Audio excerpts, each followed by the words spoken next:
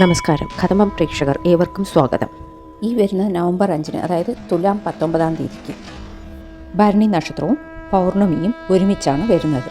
ഈ ദിവസം എല്ലാ ശിവൻ്റെ അമ്പലങ്ങളിലും അന്നാഭിഷേകം നടക്കുന്നതാണ്. അത് ചെന്ന് കണ്ട് തൊഴുതാൽ നമുക്ക് പുണ്യം കിട്ടുകയും അന്നാഭിഷേകത്തിൻ്റെ പ്രസാദം നമ്മൾ കഴിക്കുമ്പോൾ നമ്മളുടെ ശരീരത്തിലുള്ള എല്ലാ അസുഖവും മാറും എന്നാണ് വിശ്വാസം. ശിവൻ ബ്രഹ്മാവിൻ്റെ തല വെട്ടിയതും ബ്രഹ്മാവിൻ്റെ തല ശിവൻ്റെ കയ്യിൽ ഒട്ടുകയും അങ്ങനെ ശിവന് ബ്രഹ്മഹത്യ ദോഷം തുടങ്ങുകയും ചെയ്തു.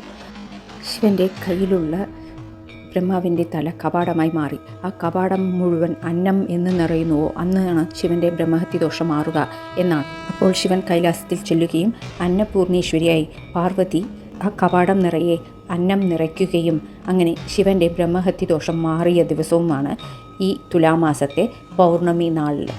അതുകൊണ്ട് തന്നെ തുലാമാസത്തെ പൗർണമി നാളിൽ അന്നാഭിഷേകം ചെന്ന് കണ്ട് തൊഴുന്നത് 1000 ശിവലിംഗം കണ്ടതിൻ്റെ ഫലമാണെന്നും വിശ്വസിക്കുന്നു.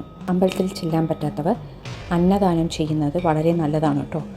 7 തലമുറയ്ക്കും അന്നത്തിന് മുട്ടുവരില്ല എന്നാണ് വിശ്വാസം. അതുകൊണ്ട് തന്നെ ഇന്നത്തെ ദിവസം പറ്റുമെങ്കിൽ അമ്പലത്തിൽ ചെന്ന് ഭഗവാന്റെ അന്നാഭിഷേകത്തെ കണ്ട് ദർശിക്കുന്നത് വളരെ നല്ലതാണ്. അല്ലെങ്കിൽ വീട്ടിൽ ആർക്കെങ്കിലും അന്നദാനം ചെയ്യുന്നതും ഉചിതമായിരിക്കും.